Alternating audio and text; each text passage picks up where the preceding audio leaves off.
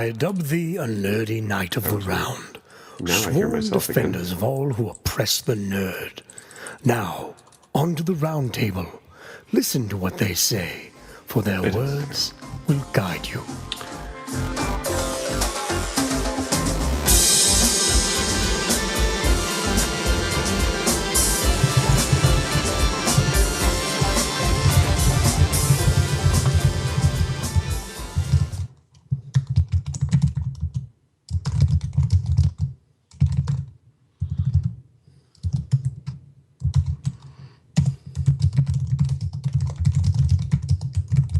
You know we're streaming, right?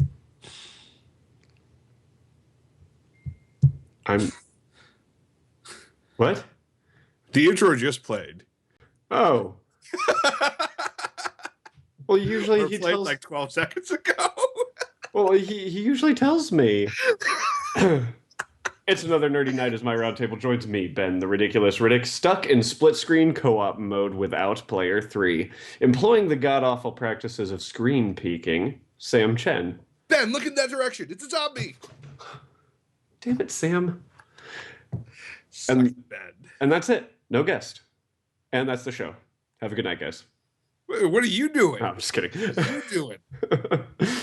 But it's okay because our topic for the day is pretty fantastic. But before we get into that, let's do what we always do and start with our active quests. If you're new to the show, active quests is the thing where we talk about the nerdy things we've been doing over the last week. So Sam, why don't we start with you? So I've been working really hard on this like presentation that I had for my CEO this week, and I can't work in silence. Like you just have to have something in the background. And what I really found that I like is having like TV shows in the background. So I basically started rewatching. You, the person who watches like 8 million TV shows at a time, likes TV shows in the background as it works? Well, see, the problem is there's not a lot of like purely talking TV shows now, right? Like if I just watch Supergirl but listen to it, it'd be really boring. So I've got like I started rewatching Seinfeld because it's all on Hulu now. Not that I'm on Hulu, but like, so the really interesting part about watching this, I'm pretty much close to halfway through the show, is like this show has been made completely obsolete by this. Like the cell phone makes 90% of those episodes not even like feasible. Like I just watched this one where they're like, oh, Jerry had to, go across town in a cab to tell his friends like he wasn't going to be like in the movie theater because he was doing a show later. And the friends were looking for each other and one needed to stay outside. So in case Jerry came, and I'm like, now it would be like, hey, I can't make it. Sorry. Or like, Elaine, where are you in the theater? And that would be it. That would be the show. So it's really interesting to me that that entire show about nothing could be replaced by a cell phone. Yeah. Okay. And you don't like Seinfeld. I hate Seinfeld. I think his humor is absolutely ridiculous, and all his jokes are the goddamn same. Yeah, well, the interesting thing is, like, I have this friend of mine who I cannot really stand his taste in TV shows because he makes excuses. He's like, oh, well, I can't watch Futurama because Bender's a douche and, like, causes all these problems. And it's the same reason I can't watch Big Bang Theory because of Sheldon, and I can't watch How I Met Your Mother because of Barney. I'm like, dude, Seinfeld is that. That entire show is stupid characters doing stupid things and causing these situations. But you love it. No, I don't. That makes sense. Not you. This crazy friend of mine. So like, it's fine. It's fine. But it's been kind of enjoyable to kind of like, live the 90s a little bit. How about you, Ben? What have you been up to?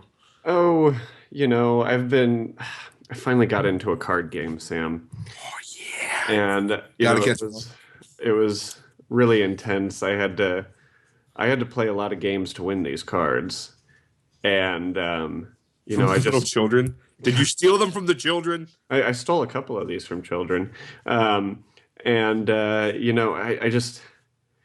I'm kind of addicted, and I'm kind of bummed that I'm not going to be able to get any more of these cards for probably another year, because the cards I've been collecting are PSX cards. What? So, Um, did you actually get them all? I did not. There are 33, and I got. I'm not going to count them on stream. I don't know how many I got. Man, they only made 33 this year. Well, so there are 33, and then there's rare versions of each card as well, but they're the same card, just silver instead of Did they bronze. not make it a deck of cards this year? It is yeah. Yeah. So if you do Technically. collect them all, no. So last year the way they did it was they like it was a legit deck of cards, Mhm. like 52 playing cards, Yeah. but each one had a different like image on it. Is that what they did with this one? Yeah. So Oh, no. help me do the math. No. I'm sorry. So there are 33 regular cards and then 66 including rares. Oh. But the rares are just the same card, but instead of the bronze there, it's silver, like my platinum trophy that recruit will never have. What? Of course you go and collect This platinum trophies. dude, I got my platinum trophy signed by Yoshida. Jerk. So, in your Jerk. face. Mine's an even more extra special platinum trophy. We could talk more about card games, but you never played Final Fantasy VIII, so you don't know what Triple Triad's all about. No, I also don't care. There's that. Which actually leads us into our first and only topic for the day. Yeah. And that is PlayStation experience because I was there. Sam was not, but I was.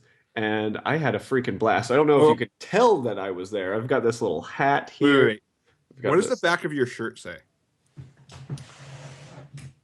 Okay. I was there. Because that's what the back of the shirt last year said. So I was like, I wonder if that's what it said this time. Great.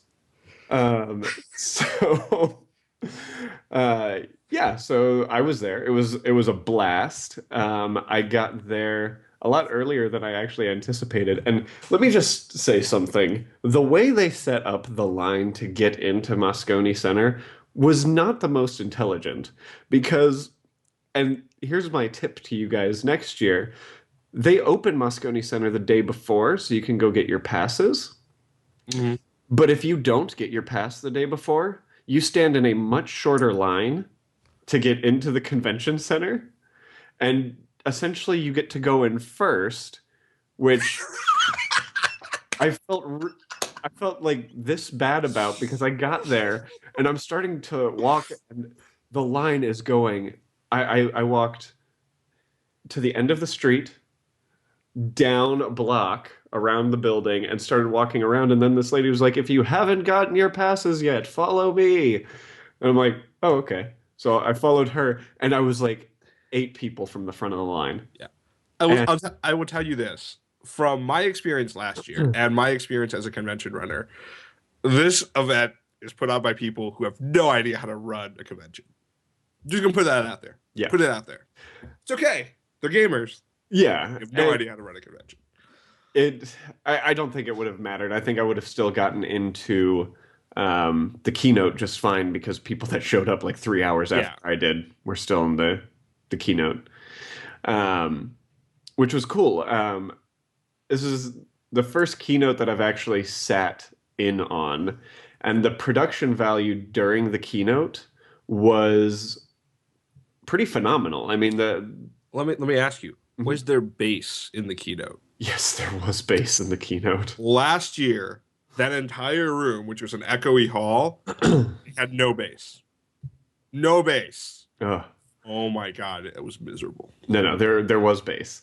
Okay. They handled sound really well in the front portion of the theater because that's where I was.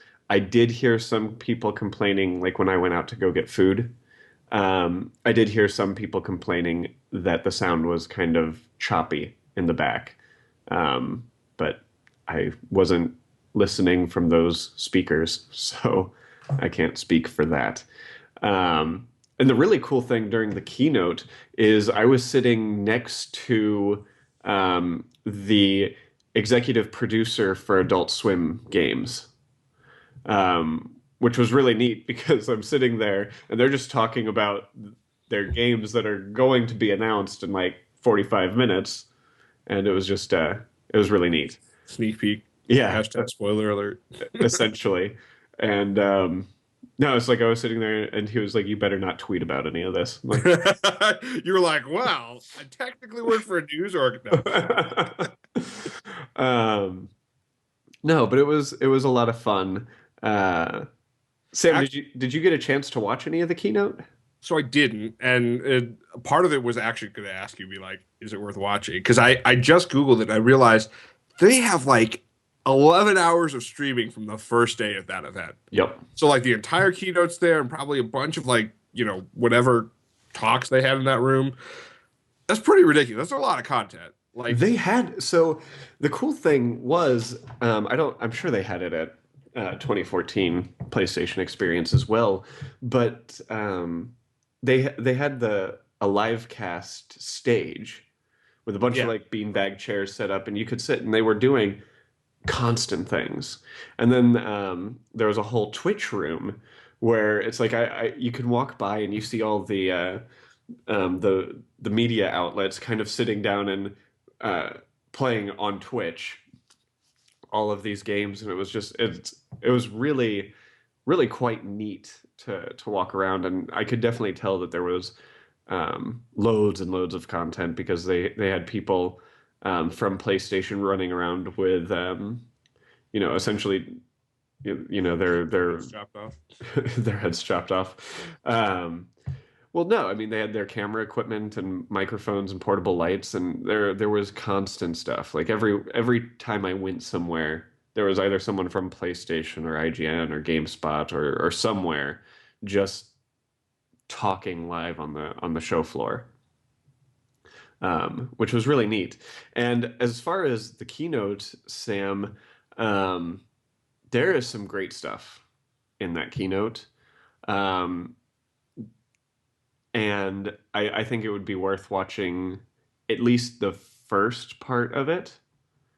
But I think it fizzled out very quickly. Did it run long? No, what? I think it was an hour and a half. Okay, that's good.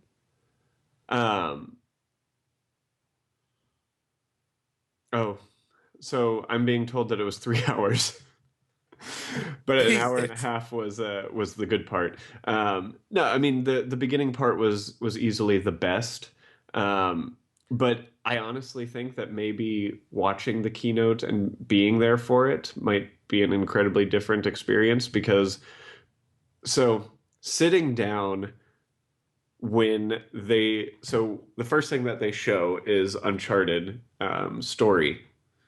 Um, like a gameplay preview, and watching through all that, and then they reveal that there are dialogue options that you can make. Like it's not completely scripted, so it like pops up on the screen.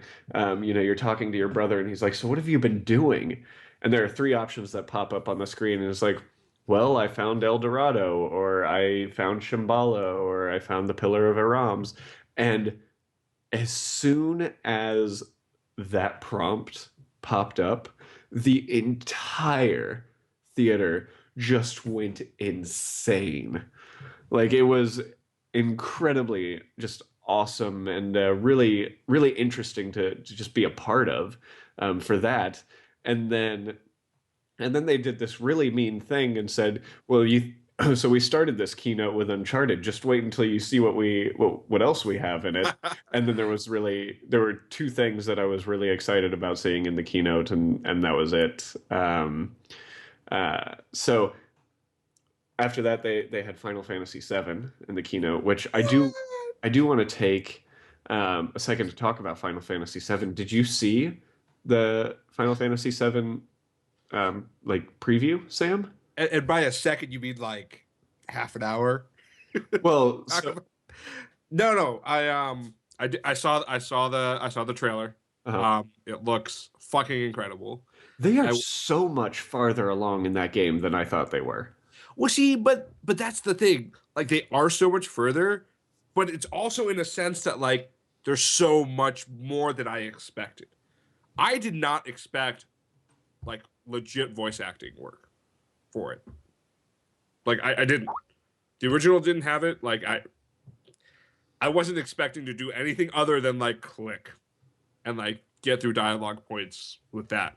And the fact that there's like voice acting and there's like more anything expression and character to all the characters, like So incredible. I guess my my only issue with the voice acting is I really hope their localization team works a little harder on it, because something that's going to drive me absolutely 8-bit in 8-bit 8-bit. ape shit crazy is going to be the dialogue not matching with the lip movement.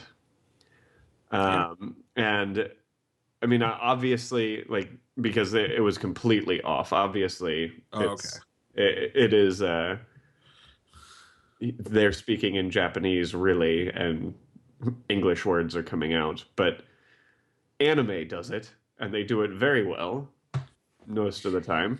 Well, yeah, I mean they do it really well, but then it gives you to that point where you're like, hey, like they're really changing the meaning of what they're saying, because instead of being true to the translation, they have to be true to lip syncing. Okay, fine. But that being said, like, did they announce whether we're gonna get like a truly international version? Am I gonna be able to listen to it in Japanese? I don't think they said it at the Okay. keynote, but I think it was said. No, I think it was said afterwards. Nice, That you nice. would be able to listen to it in Japanese and just get subtitles. So, and 13 released a Japanese language pack. I like what Recruit is saying. This one also, it says the original also didn't have models that weren't Legos. Um, I mean, that's been the thing keeping me from playing it, in all honesty, is having to stare at Duplos, essentially. You know, rip Dude, off they're Legos. and I'm sure you saw this when they first announced the remake, but there's going to be some funny ass scenes that, because it's not Lego models, like I have no idea how they're going to animate them. Like I mean, Kotaku did an entire piece on it, so like if you're really curious, go find it. I don't want to spoil it for you, but there are some scenes where you're just like, how the like I'm not sure they're going to animate that, but like it's just so funny. So Mhm. they kind of have to. Um, but yeah, no, I was. So how about this like episodic thing? Like read some of that, but I didn't really dive into it. Like, what's going on there? So I didn't really like the more and more I look into it, I don't see it much the same as episodic. Like you see a Telltale game. I see it more as they are calling it multi-part, which to me doesn't necessarily mean that they're going to be releasing it in such great gaps of time. Like it could very well be that each episode is, or like the first couple episodes are released right away, and then a week later the next half is, or who really knows what they're going to do with that. But their reasoning for it is that the game that they are making is too large for a single volume. Yes. Um, which I feel like should really just make people happy. You would be amazing if they were like, all right, here is the limited edition PlayStation Final Fantasy Remake Edition. The hard drive is big enough to only hold the game. Like the entire game's on the hard drive. You can't play anything else. That's all that there's space for. Yeah. Yeah, no. As a Final Fantasy enthusiast, as someone who loved 7, that sounds super exciting to me, that there's that much content in there. And for anyone who's remembered that game, like that's true. There is that much content to that game. Um, yeah, it's awesome. And I mean, I think Polygon puts it very well. It says, So this comes from a press release sent out by Square Enix today, which indicates that Final Fantasy VII Remake will unfold over several entries, with each one, quote, providing its own unique experience, unquote. Whether that means it will unfold in an episodic manner or resemble the expanded Final Fantasy XIII universe remains to be seen. Um, I mean, I don't. I don't see them finishing just a part of the game at a time, considering how long Square Enix has taken to make Final Fantasy games. I feel like most of it is going to be done right away. And I do agree with Citizen in the chat. I mean, I'm sure a lot of it has to do with money, but they also haven't said if they're going to charge for each thing of it. Oh, silly bad. I can hope. I mean, here's the thing. Like I what I think would it'll like. still. So I'm going to put a prediction right now. I think the whole of Final Fantasy VII Remake will be $60. Like 100. that? 100. No, 60. I'll take 100. Okay. No. I mean, like, I almost see it as like a season pass plus, like, kind of version. You know, like season pass and then just a little bit more, just a little bit more, Just just a little more, couple more bucks. Yeah, I mean, like, I think the thing, yeah, and I think the piece that I put together with this is that it's more content and it's going to be better for everyone. It's this, but like development time isn't free, you know, like it's not like all of a sudden it's cheaper to make a bigger game just because, you know, they've already got the engine and everything like that built on top of it. I think it's going to take some legitimate work to kind of create those expanded universes. And I think there's going to be some expectation that the fans pay for it. Mhm. Whether that was like legitimately in their mindset to begin with. I mean, they could have been like, look, we can give 200, like we can give this like 10 out of 10 game at $100 or $120. So you don't think it's going to be? Yeah, I don't think the physical version will come out until it's all done. I think it's going to be all digital, unless all of the content, like I originally predicted, came out at the same time. I don't know. Like, I think that's. What do you I think mean that's a you tough don't call. know? That's how it's going to work. That's how Telltale does it. So, I'm kind of envisioning how big this game is going to be. Mhm. Like literally how many gigabytes this game is going to be. And I think that's going to be the biggest contrast in my mind for how like a Telltale game is. Cuz Telltale's not huge. Like they're not small, but it's not like impossibly big. Where like I feel like depending on how everything interplays in the Final Fantasy universe, that game legitimately is probably going to be huge. And I wouldn't be surprised if we saw like 100, 150 gigs when it's all said and done. And so, like, what are you gonna do with discs? Like, you're just gonna install the entire game on it anyway. Like, and maybe that's what it ends up being. But I don't know. I don't I know how to mean, integrate all of that. so not having any experience with the scope of a Final Fantasy game, I mean, I think 100 gigabytes probably sounds fairly reasonable to what I do know about Final Fantasy. Um, but I feel like that's also going to be the reason why it's all digital. You know? Yeah, I mean, you know, and quick tangent off this. I don't know why we don't see more like retail shops saying like, well, here's like the nice box version of your game. In it is a download code. Go Yeah. online.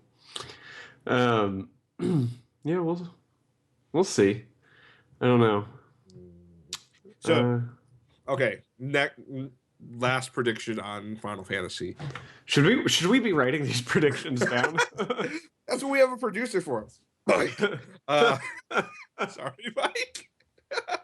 Okay, so Ben predicts 60, all said and done. Sam predicts 100, all said and done. At the end of the trailer, it did say playable on PS4 first. Yeah. So what is it going to look like between I'm assuming Xbox One and I think PS4? it's actually PS4 and PC. You don't think they're going to do any sort of Xbox I don't. One? I think I feel like it's already been said that it's just PS4 and PC. Okay. So I guess my question is, how much of the game is going to be released on PS4 before PC players get their hands on it? Their grubby paws on it. Well, again, I think the whole game is going to be released pretty quickly. So I'm going to say the What? whole game is going to be released on PS4 before it comes out on PC. Man, okay. Maybe this is what we're gonna do this week instead of Joust. It's like we're gonna get a defined set of topics for predicting Final Fantasy VII. We're gonna figure out what they are.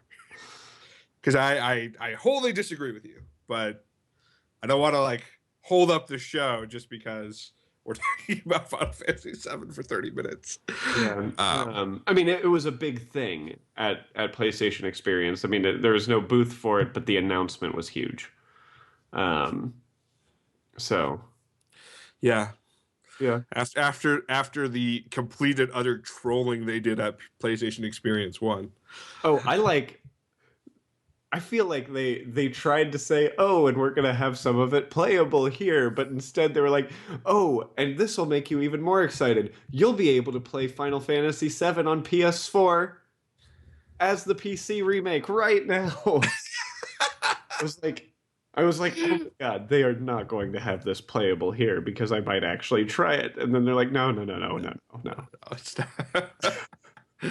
No go, Fred. No go. But I feel like the art of trolling has become. Well, so the best part is like when you troll at a keynote like that, and you do it with like live translation. Mhm. So like you're just enhancing the trolling by like waiting 5 seconds for the punchline to come out. Yeah. Um. So yeah, that was cool. But I mean, I thought the keynote was fun to be a part of. I thought the overall strength of it was fairly meh. I would just call it meh. That's fair. But something that I was reminded of pretty much at every turn during that conference is it's PlayStation Experience is not for media. Media. Yeah. It is for the players, and I think the fact that PlayStation does that is one of the greatest things that they could do. And oh, Recruit wanted me to mention two other things in the keynote that looked, or one other thing in the keynote that looked awesome, and that was Neo, the samurai Dark Souls game, essentially, which did look pretty cool, made by Team Ninja. So that'll be exciting. The other thing that they announced during the keynote was fucking Ni no Kuni 2, man. I didn't play much of the first one, but I watched a lot of people play it, and that game just looked so great. And yeah, yeah, it absolutely looks like a Ghibli film. Studio Ghibli. Nice. So yeah, I mean, I'm kind of torn. So, like, here's the thing, and I don't know if you got the sense of this year, but I'll say last year, the thing I really didn't like about, I like the fact it's for the fans, right? So it's not a huge media event, so there's not going to be like great announcements that they're making. But there is part of me that's like, the stuff that they put on the floor that was playable and interesting for you to play. Like, I just didn't think it really spoke to like hardcore fans. Like, if they're just solely in the like preview.weekend, like that's fine. But it was like, oh hey, like we've got 8 stations where you can play Infamous First Light that's been out for so long that like in a month we're gonna release it on, the free games with whatever thing. Like that was kind of disappointing. I was gonna say games with gold, but obviously that's PlayStation not it. Plus, Sam. PlayStation Plus. What? They don't refer. Okay, whatever. PlayStation Plus. Like there's stuff like that. It was like, oh hey, look at like PlayStation Home and the Vita. We're gonna put like some games that you already can play on it. And like to me, it's like, okay, well, I guess that's interesting. And to be fair, like a lot of this has to do with the fact that like I think part of my experience last year was like I went with friends who were like, hey, I don't actually care about playing these new games. I don't care about trying some of this stuff out because like I'll play it in a little bit. It won't matter. And like to me that was a difference because like I think if I went with you this year, like we would have played games because you it sounds like you played a I lot. played so much. There was the only thing I didn't play that I really wanted to play was Battleborn. Yeah. And the only way that I convinced myself that I wouldn't wait in the 2 hour line to play Battleborn was that a beta's coming out soon, and I'll get to play it there. Um, but no, I played a lot, and I mean there were some games that I looked at and I'm like, this is like Abzu was there from the people who did Journey. And I do really want to play that game, but I want my first experience with that game to be the full experience of that game. And I think that Um, that's probably what a lot of other people felt last year and probably felt this year in the same exact way. not not about Abzu because there were always a bunch of people there. Um, but you know, I was around a person that was like, "Oh, I don't really want to do this because I just want to play it when it comes out." But it's like, no, I came here to play games. So you go do whatever you're going to do. I'll hang out and do. I'll wait in this line. But one of the things that I did, there were some panels that I really wanted to go to. Like I wanted to go to the Uncharted panel that they had about click, click, click, click, clap, blah, blah, blah, blah, blah. The Uncharted panel about performance capture. He's trying to be so discreet about his typing. Shut up. The performance capture panel, and I lined up. I was like very close to the front of the line there, and I turned around, and there were so many people in line. I was like, no, I am going to get out of this line now. I'm going to go downstairs and I'm going to play whatever the hell I want to play. Because I was not able to get an RSVP for PlayStation VR, which is where this is going. Oh. And they were still letting some people just stand in line and wait, but the line was really long. Most of the time, they were starting to turn people away. So I walked up there. I was like, I don't have an appointment. And they're like, oh, it's okay. There's no one here. I'm like, Victory! yes. So I mean, that was a little bit of an exaggeration because I was probably like sixth or seventh in line, but as opposed to 800th in line or 1000th in line. So I stood in line, and they had probably like 20 different VR games there. And the way it worked was whichever VR station opened up when you were next in line was the one that you went to. Yep. So I mean, there were games that I really was hoping to get to play, but I got put at this game called Headmaster. And I'll give you the background of what this game is. In a school. Well, I mean, so No, I don't know. Headmaster. you play as a disgraced soccer player Ooh. that used to be really a big deal, and then he gets sent to this soccer camp, which is really it's like a soccer correctional facility, but they say this isn't jail. But so I put the PlayStation VR on, and I have to say the first thing I noticed was it is like a tenth of the weight of an Oculus. Thing's fucking comfortable as hell. Yeah. And I was a year prior to this, so it's probably better now.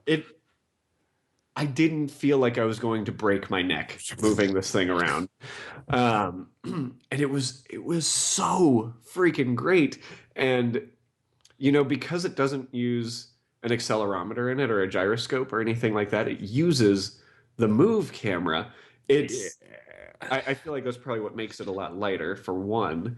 And two, I put that thing on, and he's like, okay, I'm putting a chair in front of you so you know where you are in the real world. Just try to always know where that chair is. I'm like, okay. And then it turn it on, and I start syncing the head movement and all that. It is 1-to-1. Like, it felt real. Like I was starting to like actually look around, and it was so amazing to feel. And the 3D sound is just phenomenal as well. So the way you play the game is essentially you're standing in front of a soccer goal, and they start lobbing soccer balls at you, and you have to head them into the goal.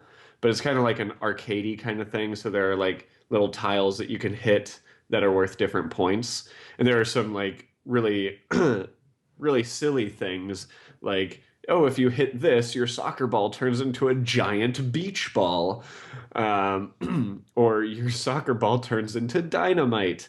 Um, so, I mean, there were some really cool, very cool things like that. And um, according to the guy at the booth, I was one of two people that made it to the bonus round at the end, which Ooh, you have to fancy. do by getting so each round you can get up to 3 stars, and you have to get 12 stars to get to the bonus round. And then in the bonus round there's a piñata that you have to try to break with soccer balls, and I was the only person he saw break the soccer ball, so I felt awesome. And I got the high score on that console. I don't know how long that lasted, but at the time I had the high score on that console. How good are you at actually heading soccer balls? Probably not very good. Okay. Okay. uh, All right, that's fair. That's fair. I'm wondering what like so quite literally I pulled up like a demo on YouTube, and I'm just like looking at it, and it feels like there's some benefit to actually doing the motion in the way you would yes, if so you there were, was. yeah. Like I was learning that very quickly. Like at first I was trying to Just just like time it direct it. Yeah. earlier or later. Yeah. But then I was starting to find that if you move your head and you're like, gah, it'll move in the way of you moving your head almost. It was really neat. Yeah, I mean, so I've always been a supporter of VR as a technology, but I wasn't sure like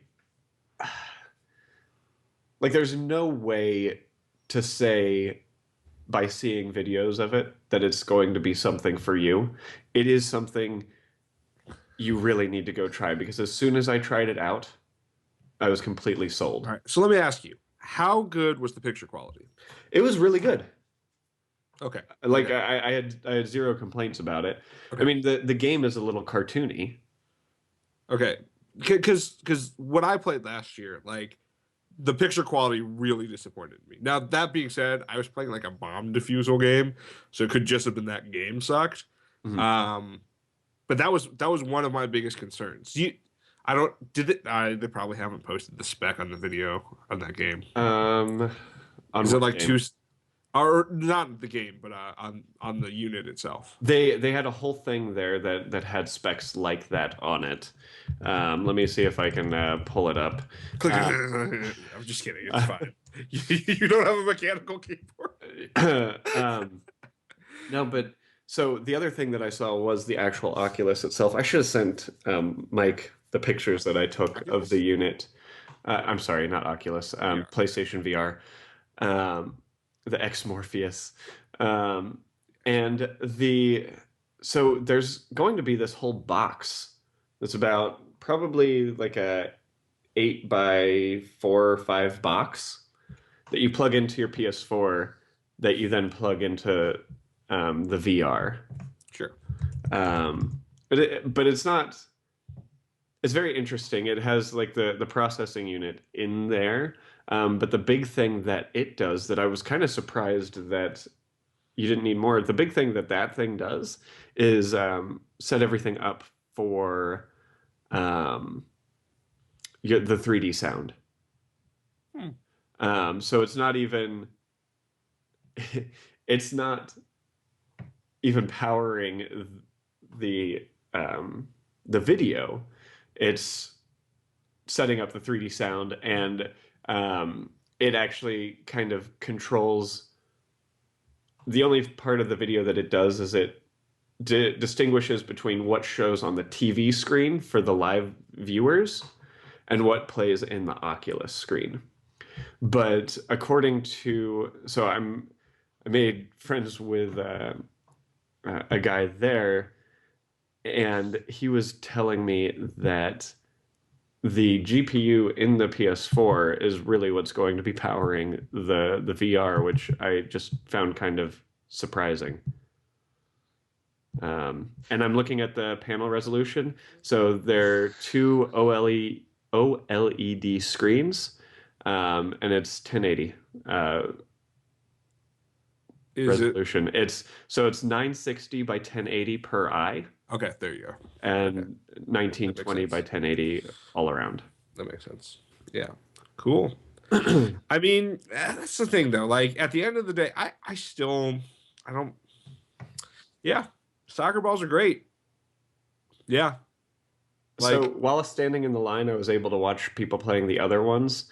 There was a game that they had, London Heist, that it's a heist game, and you're essentially, you're going through an entire heist. You're setting up your stuff. You're playing with your guns. You're driving. You're shooting out windows, and things like that. And Sam, there were people that were, I guess, so enthralled in that thing that when they finished the demo, they would go. So there's a sequence where you're supposed to put the gun down on the table. People would just or no, it wasn't even something you had to do. They just put a table in front of you, and people were reaching out to the table to put the gun down and dropping the Move controller straight on the floor. And then there was one girl that I was watching before she finished. She started walking away with the PlayStation VR headset on, and had to be stopped. It was quite funny. And then, like, the game that I really wanted to play was Eve Valkyrie, because that's the kind of game that I want on VR, is these like flight simulator games, like Ace Combat 7. That was something that they showed during the keynote. The thing is going to be so freaking amazing, in PlayStation VR. And then the the game of the show, the game of the keynote for me, will also have a VR mode, and that game is 100-foot robot golf. Okay. what? And Sam, the game is exactly what it sounds like. You play these 100-foot robots in these towns playing golf, and you're just like running from place to place, destroying cities. And it's like they showed previews of like people taking like the robots taking golf clubs and beating down the other robots to go hit their next ball. It was just so freaking funny, and I cannot wait for that game to come out. I'm gonna watch this trailer right now. Wow. Because it is a wonderful, wonderful thing. It was it looks great, and I have very positive feelings about how VR will work. Yeah, and I think that's the thing that I'm like most excited about is to see VR incorporated in games that like in the way that the Move should have been, like and to give you kind of like a more like sensory like feeling about it, because at the end of the day, I don't think VR is that impressive in the sense of like I can figure out which direction I'm looking. Mm-hmm. Like who cares? Like that. I mean, I have a joystick for that, but like if again, like if I'm using the Move controllers, if I'm using the and stuff, and I'm doing it in a way that makes me feel like I'm actually doing something, like yeah, like that's great. Apocalyptic zombie. Hi, apocalyptic zombie. Damn straight plates greater than bowls. No, bowls are greater than plates. Whatever. That's why they're called burrito bowls and not burrito plates. Anyways, Sure. Whatever. But I do want to talk about some of the other things that I got to play there. Sure. Destiny Sparrow Racing. Like that is another thing that as soon so I saw the Suros Racing League or the Sparrow Racing League thing pop up there, and I'm like, oh my God, this is Sparrow Racing. Oh my God, this is Sparrow Racing. And then I see, Guardians walking out onto like a Mars thing. And I'm like, this is Sparrow Racing. Look, they're wearing like fucking racing suits, and then they summon their sparrows. Like, oh, I started like freaking out. Um, I mean, it was so awesome being a part of that, and then them having it on the show floor, playable. Like that was another line that was incredibly long the entire time, um, and it was just really neat, because they had, the project lead, for Sparrow Racing there, and he was talking about. He's like, the great thing about Destiny is we're making things that we never dreamed that we would try to put into this game. And the great thing is we're going to try this out. If the community likes it, we're going to do it again. If they don't like it, well, then we don't have to put any more resources into it. So, community, like it because it is phenomenal. And, the fact that you're going to get exclusive gear, that can be 310 and 320 gear and elemental fucking sparrows, like it's really cool. And one of the neat things that I think that they did is, so Sparrow Racing, they're kind of treating like a slalom kind of thing. So you have to race and you have to hit these gates. If you hit the gates, you get a boost to speed. Whereas if you miss the gates, your sparrow slows down. Sure. And I think that's really, really freaking cool. So apocalyptic zombie sparrows are essentially the space bike, motorbike of, the Destiny universe. Think about like what game was it? Jet Moto. Okay. Uh, Wipeout. Wipeout. oh yeah, Wipeout. That's another good one. So yeah, I guess so. So the neat thing is, though, the size of the gates, Sam, change based on what position you are in the race. Oh, So when that's you're awesome. so when you're in first place, you have a very small window, to hit the gate, and when you're in last place, the gate is pretty much the entire freaking track. Um, I find that to be really neat, and I like how Citizens like Sunday, Sunday, Sunday, Sparrow Racing Extreme. Order now for only 19.95. um, I think it's going to be great. I think people are going to love it.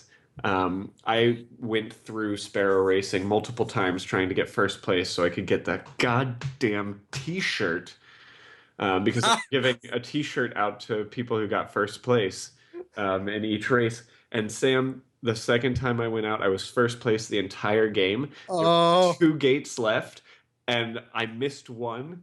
And the guy, because this guy like came up right next to me and slightly pushed me out of the way, and he got first place, and I was so angry. where you need to get vicious, my friend. Oh. Just like shove the guy. It's like, But I did get these cool Sparrow Racing League. postcard? No, it's what? I No. said sticker sheet. I can't tell what it is. No, Decal? it's a decal for the controller, which I've seen pictures of it actually on the controller. It looks really awesome. Yeah. And yes, Recruit, it is BS. I did win. No, Here's the thing. Like I don't know how Destiny can structure this, but like I would really like to see them do more stuff similar to this on a regular basis that doesn't make you feel like you're missing out on anything. Like right now, the current state of Destiny, I don't feel like I'm missing out if I don't hit an Iron Banner. Like the way I used to feel about it. although the new Iron Banner gear, that's the PlayStation exclusive stuff, is pretty cool looking. You're a fucking knight. You're a No, nerdy knight in Destiny. I've seen the full thing, but I'm just like, I don't fucking have time for that to grind. But like the War Priest challenge, I'm gonna grind. Sparrow Racing. Yes. Dude, I mean, they're bringing some great content to it, and there were some people that were kind of pissed off that that was the big announcement that they had at PlayStation Experience, but it's like it was a cool freaking announcement. And yeah, and what they're forgetting is tomorrow, etheric light is going to be usable again, and they're going to have something Wait, what's it there like usable for? they don't they haven't said. What? Yeah. Glad I still have all my etheric light. And then they're going to have something for you to do with all your worm spore. Oh, yeah. Um, so yeah, I mean, and the maps were really cool. I played on both of them. I played on Mars, which is really just a circuit.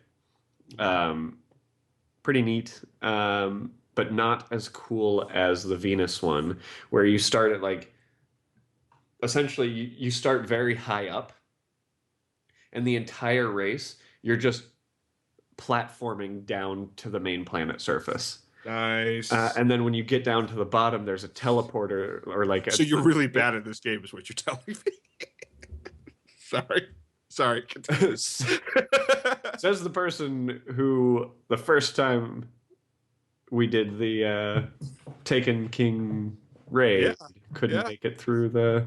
It's true. It's true. Did you do really well the first time in Vault of Glass, and then like you fucked it up every time after that for No. like a couple of weeks? No, Uh-huh. That's not how you remember it. Okay. not anytime there's been anything platforming, I've been fine in Destiny. The the only platforming issues that I've had in Destiny is in the what was it the wolves one Mhm. like one mission where all the fucking platforms are disappearing. I don't know why I had more issues with that than Vault of Glass, but Oh yeah. Recruit, I just want to throw out there, I have 6,412 worm spore sitting in my vault in Destiny right this very moment. Oh. I counted. So yeah. I'll be completely honest. The reason I don't have that much is because I didn't figure out till much later to turn my engram thing on. But why not? Well, no. I So knew for the that longest would time, I be didn't something. process that the raid was on the Dreadnought. So I was like, oh, like I'm not doing Dreadnought Patrol. I don't even turn this on. And then you guys all talked about it. I was like, oh, I'm an idiot. Yeah. That being said, okay, so to Recruit's question, I have not gotten Siege yet. But it looks like I may be spending like a good 2 weeks at the end of this year, which is coming up now, like not working. So there may be some hardcore video gaming going on during that time. Just gonna say that now. Ben, what else you got? We So got Destiny Sparrow Racing. We got Final Fantasy. We got VR. We've got so Uncharted. I want Fat Princess Adventures. That's what I want to talk about. No, I want to talk about the Ubisoft booth actually because I played 2 games over at Ubisoft. Right? Ubisoft? Far You Cry. said For Honor. Far Cry and Yeah. For Honor. I couldn't How was remember if For that Honor? was.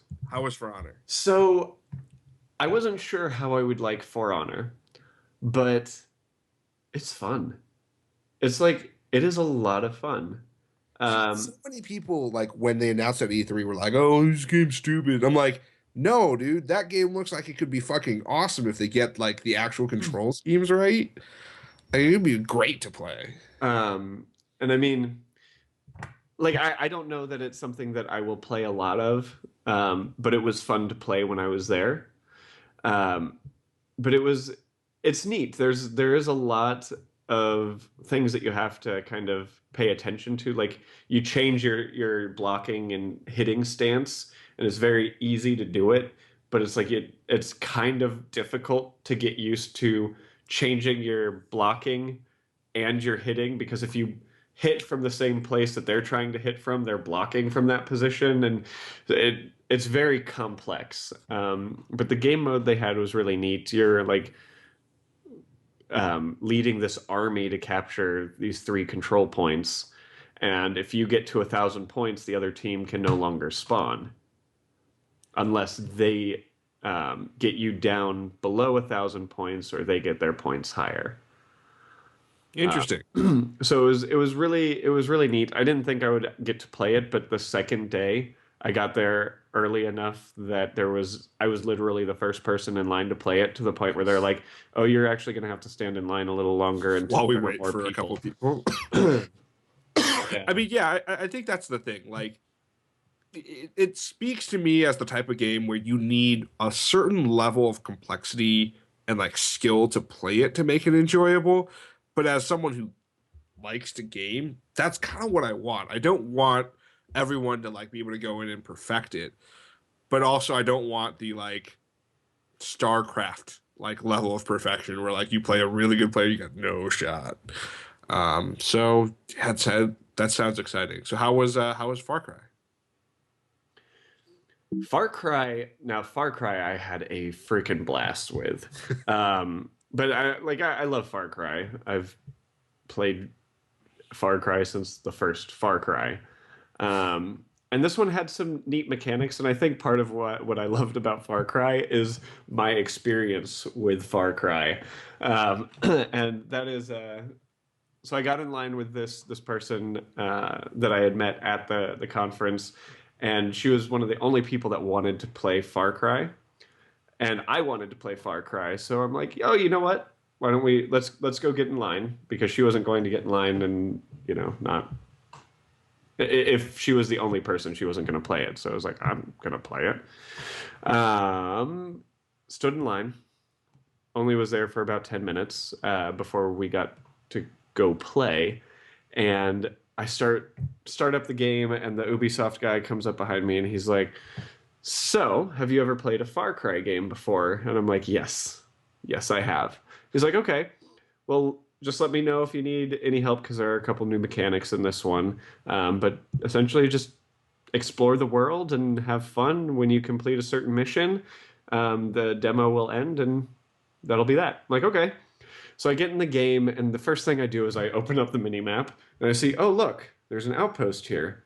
I better go clear that, because, I mean, that's something I need to do. And the guy standing behind me literally stopped me. He's like, no, no, no, no. Don't go do that yet, because once you do that, the demo's over. Go have fun, wander around for a bit, and that's before you go do that. I'm like, okay, okay. So I start wandering around, and I play with some of the new mechanics. Like, you can get these animals, that you can tame these beasts to be your companions, which is a really neat mechanic. Essentially, you throw bait down, and you use mystical magic powers to, make them your bitches. Wow. And Okay, man. you start out with a wolf, and I immediately run into like this black jaguar thing, and tame that. And then I run into a bear, and I'm like, come on, bear's bigger than a black jaguar. I need a bear by my side. Got him, ran into some enemies, killed them, and then I came across this hill. And in Skyrim, when you're going up a hill and it makes you slide down? No. How about any game where you have to go up a hill and you start sliding down? Okay. And the one way that you can get past that is to kind of like try to side jump up the hill. Yep. Yep. So I got there, and I'm playing, and I'm trying to find essentially a way around this hill, because I can't climb up it. And I finally find a way around it, and there's a saber-toothed tiger. Tame that, have the most awesome freaking companion animal that I could have in this thing. And I see a guy just standing in the middle of a field. So I go walk over to the guy, and Sam, it triggers a cutscene. Ooh. This like full-on cutscene. And the girl I was with was saying, yeah, so like 3 Ubisoft people had formed behind you, and we're just watching you play and laugh. I'm like, oh, okay. And so cutscene finishes, and there's a tap on my shoulder. And I turn around, he's like, so we don't know how you did it, but this was an area that the developers had actually blocked off from the demo. And It's bug fixing, man. Just get some of them quash bugs. Like playing He's areas like, of the game. you somehow found the one hole in the wall that they built. So if you could just go back to trying to clear that outpost, that'd be great. Like, okay, sorry about that. So I go back, and the other mechanic is because you're not in modern times, you don't have a camera that you can use to mark people or binoculars or anything like that. So instead, you summon an owl to fly overhead, Mhm. and you mark people that way. And you can also use your owl to attack people and tell your companion animal who to attack, which is really um, it was really neat. I've never played any Metal Gear, but I've heard that that sounds like a lot like Metal Gear. So Ubisoft. A Ubisoft, bug is playing the game. yep. Content. It's actually a game bug. But that was probably one of the better experiences of PlayStation experience for me. It was really cool. Um, but Awesome. yeah, I feel like we're almost at an hour. We are. So like honestly, part of it sounds like for me that like now I'm kind of excited about like possibly doing this next year. I don't know when they're going to announce where or any of that stuff, but I would like be willing to bet that it'll be at San Francisco again next year at Moscone Center. screw you losers, Las Vegas. No, I'm just kidding. No, I mean like I think I'm excited. Like the thing is, I was there enough content for 2 days, or was it what? Or was it is there was enough lines for 2 days? No, I would honestly say that there was enough content for 2 days. Especially if you went to the panels the first day and didn't get to play much, then the second day you used for playing a lot of games. Absolutely. Even me, um, going through playing most of my games during the panels, I still felt like there was plenty for me to play the next day. Cool. Um, and I was running around collecting cards and checking in everywhere so that I could get the rewards. Um, and there were a bunch of PlayStation people there that were giving away games. So when I do 12 days of streaming later on this month, I'll have some codes to give away for things like Super Star Wars and Oh, I just put together what that game is. I was like, Super Star Wars. What's the? Oh Super yeah, Star like Wars. yeah, the original like. Yeah, Yep. and it's cross buy, so it's on PS4 and Vita. And I've got a bunch of stuff that I'll be able to give away during that because of PlayStation experience, which is cool. But yeah, I think overall there were some neat little things that some of the booths had. Like The Last Guardian didn't have any gameplay, but they had a big screen that you could interact with Trico. Cool. And like you could hold out water for him, you could scare him with this disc, and you could pet him and make him sneeze and stuff like that. That was neat. Dark Souls had this really awesome thing. It was like a statue with a guy stabbing his sword into someone, and it was a fountain. So every like few seconds, it would shoot the fountain up, and it was just like blood. And then also at the Dark Souls booth, they had a big, like those now serving number blah blah blah sign. They had the same kind of thing, except it was people who have died at PlayStation Experience. And the last thing that I saw was like 1,412. I will say I don't know if they thought about this last year when they were doing the cards, because at the Bloodborne station last year, what they ended up having to do was you had to like beat the demo in order to get a card, and that was really like one of the hardest things to do, especially if you like had never played Bloodborne before. Like I was really only there because Citizen was like, I love Bloodborne, I really want and I was like, all right, well, like I guess I'll play it just to see what it's all about. And I was like, I'm dying. I died again. I died again. I have no idea what I'm doing, but I keep dying. I give up. I don't need this card.